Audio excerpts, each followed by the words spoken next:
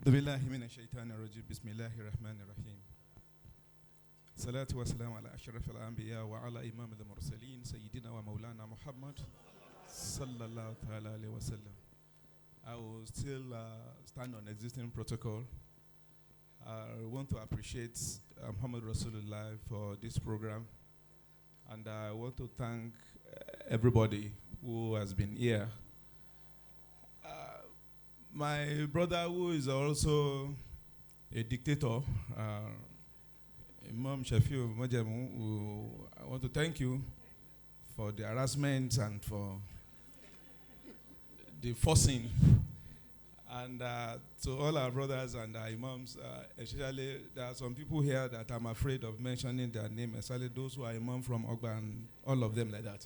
But notwithstanding, I want to appreciate speakers. Who that brother that represented Professor Timei, tell him he ran away because of me. Because he was supposed to have done something for me, he didn't do, so he's afraid that he will meet me, so he ran to Saudi Arabia. No problem. I'm waiting for him. Well, all what my brother asked has actually changed in me. When I came in to this hall, I came in with a different status. About 1 hour ago, my status changed as far as the tax in this country is concerned. I just received a letter appointing me as a member of the Supreme Council for Islamic Affairs that was going to be the stand of the Muslim on this tax reform that the government is doing. Just about 1 hour ago, my people sent the letter to me that I'll be one of those that will decide what is going to be the stand of the Muslim as far as this tax is concerned. So with that, you should now know where I will go. One, I will start from the brother who represented my brother. Those who know me will know that we are twin brother. One, when you are talking about the history and zakat during the time of the prophet, I thought he would be here. He stopped at zakat alone, and the way zakat is being run, perhaps he didn't allow us to appreciate what zakat is. I can tell you authoritatively, from my personal experience, many people can testify to what I want to say. We publicize and popularize the disbursements of zakat, and in such a way that most of those who were given zakat today, they are now business owners because of the zakat which they collected from us. So it means tax can actually work.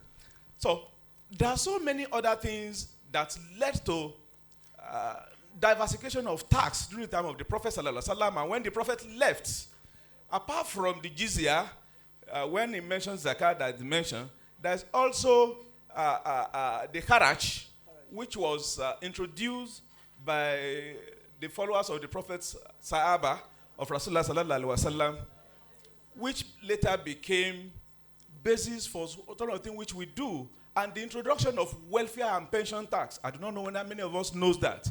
Islam actually pioneered the pension and welfare tax that the entire world is actually enjoying today.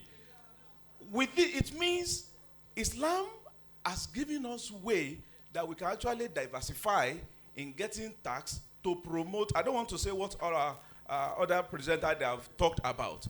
So we can actually use tax to develop our community, to develop our system. But there's one area which we don't mention that I want to dwell more. But one of my sisters, that's your paper, I actually wanted it because it will allow me to see where am I going to stand when the meeting starts. And my dear Prof, sir, there are so many things I've also noticed in all of you have presented to us that this tax bill was actually good. But I have a challenge. I don't want to hold a stand. I want to ask you. Now, let's say First Bank. The headquarters is in Lagos. They have a branch in Abuja. They have in Nodelmu. They have in Ilori. They collect taxes from those people, and they send it to headquarters of First Bank in Lagos. Now, that money collected will now be referred to as money collected from First Bank in Lagos. So when the money will be distributed, that money will be the chunk of it will now go to Lagos. They have forgotten those who pay from Abuja. They have forgotten those who paid from Enugu. They have forgotten those who paid from Odeomu. And all of them, that money will now come to Lagos. Lagos is the source of that money. And that is where the challenge is coming from. Probably you will explain it to us. I don't want to take a stand. I decided to ask again so that when I get to where we'll be able to say this is the stand of the Muslim, we can actually take something. I thank Almighty Allah that I'm part of this, because it will now guide me on what to say and what not to say and what the stand of the Muslim will be. This program can actually bring its own, but not the stand of the Muslim. Incidentally, Allah has brought us that whatever we take care will also be part of the stand of the Muslim throughout this country by the special grace of Allah. Amen. But there's an area that we Muslims we have abandoned that was supposed to have make us rich, and governments don't use to tax it, and that is in the area of wakaf. Many of us who have never heard of it, when I say wakaf, it looks very strange to many of us. It is called charitable foundation. Let me ask you one question. Of all those who have been rich in Lagos that are very good, at least I can mention like 5, 6. I can mention late Folawiyo, I can mention late MK Abiola, I can mention people from Ibadan also. But how many of them, when they left, that their foundation is still surviving after them? Probably there is none. The question now is why? If you want to behave like Muslim, you want to understand the Islamic financial systems, we have 1 or 2, 3 that is more than 1,400 years that has the foundation. Don't forget the well of Ruma, the one that Sayyidina Uthman bought. Don't forget that of Sayyidina Umar that has orchard in. How did it happen? He bought a land. When Sayyidina Umar bought a land, he told the Prophet ﷺ, said, Ya Rosulullah, this is the happiest thing I've ever spent my money on, this land. The Prophet said, what do you want to do there? He said, Ya Rosulullah, decide for me. And the Prophet said, go and plant, is it dates on it? He said, when you plant it, then the proceed from it, use it for the community. And today, up to today, they are still taking proceed from that farm. Up to today. Now, incidentally, I don't know whether the law has changed. On foundation, they don't tax it. You don't pay tax. Now, I'm now coming back to your question. How do I leverage on this kind of tax relief that we have gotten from government? I still want to come down small. You have told us everything that is good on this tax. You have not told us something that is not good. It's a lie that something is not good, that everything is good in this tax reform. It is a lie. No, there's a difference between challenges and something that is not good. There might be challenges implementing it. I remember there is a state in America, Washington. I don't know whether you ever had taxation without representation. Those who are used to Washington, it is their tag. They always say taxation without representation. They pay tax and they were not being represented. They don't have member of House of Rep or House of Senate. So they're always fighting for that. We have something like that too. But nobody has raised it. I'm sorry, why I'm saying what I'm saying is because I want to have a balanced thinking idea when I get to where I'll be able to represent all of you. 2 minutes more. Okay.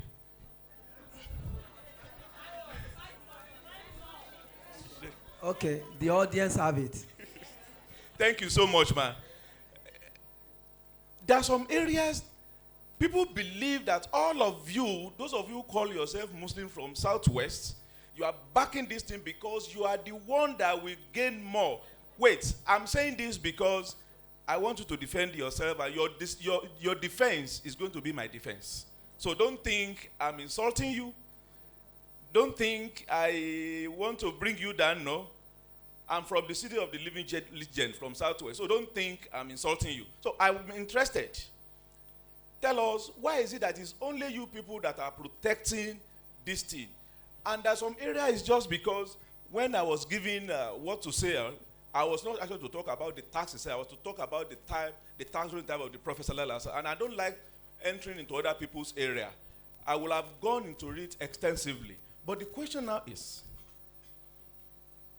when people are fighting for something, they might not be 100% correct. Something is there that they are afraid of.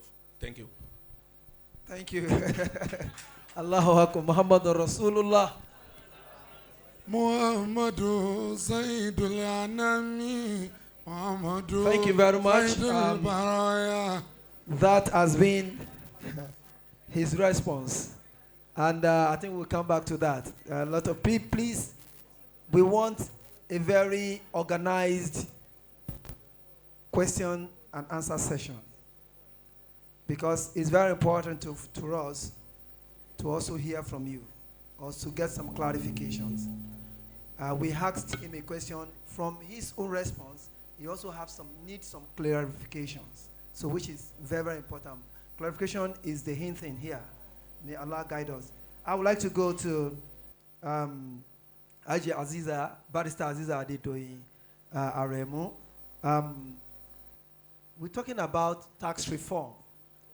And we know this reform proposal, it's fine, it's about legal framework. I would like you to speak to the various legal frameworks that, one, backs the collection of tax from the people, okay, and the payment of tax by the people, and also the administration or the management of the commonwealth of the people. Okay. We can talk about we pay, you don't pay when you do that tax evasion, this and that. But I want you to concentrate more on those who will manage the revenue. So that those that are paying will not blame themselves. Why are we paying tax? And vis-a-vis the current Nigerian situation in terms of the way trust. Thank you.